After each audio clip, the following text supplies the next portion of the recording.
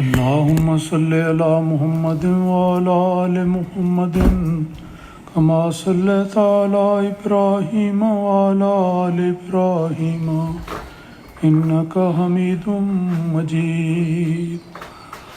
اللهم بارك على محمد وعلى آل محمد كما باركت على إبراهيم وعلى آل إبراهيم إنك حميد مجيد. نبی اکرم صلی اللہ علیہ وسلم کی ہجرت مدینہ کا ایمان افروز تذکرہ جاری ہے. اس سلسلے میں ایک یہ بات قابل ذکر ہے کہ اس سفر کے دوران جب یہ قافلہ رواں دواں تھا، جب بھی کوئی شخص کوئی اجنبی اس قافلے کو دیکھتا اور حضرت صلی اللہ علیہ وسلم کی طرف اشارہ کر کے پوچھتا کہ یہ شخص کون ہے، تو حضرت ابوبکر رضی اللہ تعالیٰ عنہ کمال فراست اور حکمت اور رازداری کو قائم رکھتے ہوئے اس طرح جواب دیا کرتے کہ ھذا رجل یہدینی السبیل، کہ یہ ایک شخص ہے جو مجھے صحیح راستے کی ہدایت دینے والا ہے. آپ کی مراد یہ ہوتی کہ یہ میرے آقا، یہ میرے ہادی ہیں جو مجھے صحیح راستہ بتاتے ہیں، اور سوال کرنے والا اس جواب سے یہ سمجھتا کہ یہ شخص شاید اس کا گائیڈ ہے جو اس کے آگے آگے جا رہا ہے اور راستہ بتانے والا ہے. اس سفر کے سلسلے میں حضرت براء بن عازب رضی اللہ تعالیٰ عنہ بیان کرتے ہیں اور ایک بہت ہی ایمان افروز واقعے کا تذکرہ آتا ہے. وہ بیان کرتے ہیں کہ مدینے کی بات ہے کہ ایک دن ابو بکر رضی اللہ تعالیٰ عنہ ہمارے گھر آئے اور اونٹ کا ساز و سامان خریدا، اور میرے والد عازب سے کہا کہ اپنے بیٹے کو کہو کہ یہ سامان اٹھا کر میرے ساتھ لے چلے، یعنی بھاری سامان ہوگا. انہوں نے کہا کہ اپنے بیٹے کو کہیں کہ سامان اٹھا کر میرے گھر تک لے چلے. چنانچہ وہ کہتے ہیں کہ میں اٹھا اور سامان اٹھا لیا، آپ کے گھر لے گیا، اور میرے باپ اس کی قیمت وصول کرنے کے لیے حضرت ابوبکر رضی اللہ تعالیٰ عنہ کے پاس آئے اور باتوں باتوں میں ان سے کہا، یہ ہجرت کے بعد کا واقعہ ہے، تو باتوں باتوں میں ان سے کہا کہ مجھے ہجرت نبوی کے واقعات میں سے کچھ بتائیے، یعنی ان کا ذکر خیر کیجیے. حضرت ابوبکر رضی اللہ تعالیٰ عنہ نے فرمایا کہ اچھا میں کچھ بتاتا ہوں. تو انہوں نے اس طرح ذکر کیا، یہ حضرت ابوبکر رضی اللہ تعالیٰ عنہ کا بیان ہے کہ صبح کے وقت ہم غار ثور سے نکلے، جس وقت 3 دن 3 راتیں وہاں پر قیام کرنے کے بعد غار ثور سے روانگی ہوئی. اس کا تذکرہ وہ کرتے ہیں کہ ہم غار ثور سے چلے اور ایک ویران سا راستہ اختیار کیا. جیسا پہلے ذکر ہو چکا ہے، ایک مکے سے مدینے جانے کا معروف راستہ ہے جو نسبتاً چھوٹا ہے، لیکن نبی اکرم صلی اللہ علیہ وسلم نے اس سفر ہجرت کے لیے وہ راستہ اختیار کیا جو غیر معروف اور لمبا راستہ تھا، تاکہ دشمنوں کی نظر سے اجل رہیں، محفوظ اللہ تعالیٰ کے فضل سے محفوظ رہیں. اور یہ ویسا راستہ تھا جس پر لوگ عام طور پر نہیں چلا کرتے تھے. دوپہر کے وقت وہ ایک واقعہ بیان کرتے ہیں کہ دوپہر کے وقت ہمیں ایک لمبی سی چٹان نظر آئی، ایک ایسی چٹان نظر آئی جو بہت آگے تک بڑھی ہوئی تھی، اور آگے بڑے ہونے کی وجہ سے اس کا سایہ بھی تھا. سخت گرمی کا موسم تھا، اس لیے ضرورت تھی کہ سفر کے دوران آرام کیا جائے اور کسی سایہ دار جگہ کو ڈھونڈا جائے. علاقہ ایسا تھا صحرائی کہ وہاں پر کوئی درخت، کوئی سایہ نہ تھا. تو ایک چٹان نظر آئی جو آگے بڑھی ہوئی تھی اور اس وجہ سے اس کے نیچے سائے والی جگہ تھی اور وہاں پر دھوپ نہیں آتی تھی. فرماتے ہیں کہ ہم وہاں پر اتر پڑے. پہلی منزل ایک وہاں پر ہوئی، کیونکہ لمبا سفر اور تھکان ہو جاتی ہے، آرام کی ضرورت ہے، دوپہر کا وقت ہوتا ہے. تو ہم وہاں پر اترے اور فرماتے ہیں حضرت ابوبکر صدیق رضی اللہ تعالیٰ عنہ کہ جب اترے تو سب سے پہلے میں نے اس جگہ کو ٹھیک ٹھاک کیا، کیونکہ عام جگہ ہے، اونچی نیچی ہے، آرام دہ نہیں، کیسے انسان اس پر عمل کر سو سکتا ہے.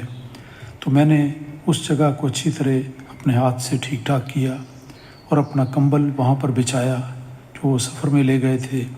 اور پھر اس کے بعد رسول اکرم صلی اللہ علیہ وسلم سے عرض کیا کہ یا رسول اللہ آپ یہاں پر آرام کر لیں، اور یہ بھی عرض کیا کہ آپ یہاں پر آرام کریں اور اس عرصے میں ماحول کا جائزہ لیتا ہوں تاکہ یہ تسلی ہو کہ یہ علاقہ یہاں ٹھہرنا ٹھیک ہے، اس میں کسی قسم کا کوئی خطرہ نہیں، تو ماحول کا جائزہ لیتا ہوں۔ چنانچہ رسول اکرم صلی اللہ علیہ وسلم اس میرے کمبل پر جو میں نے بچھا کر دیا اس پر آپ سو گئے، اور میں ماحول کا جائزہ لینے کے لیے ادھر ادھر پھرنے لگا۔ وہ کہتے ہیں کہ مجھے ایک چرواہا نظر آیا جو اس چٹان کی طرف اپنی بکریاں لیے آ رہا تھا۔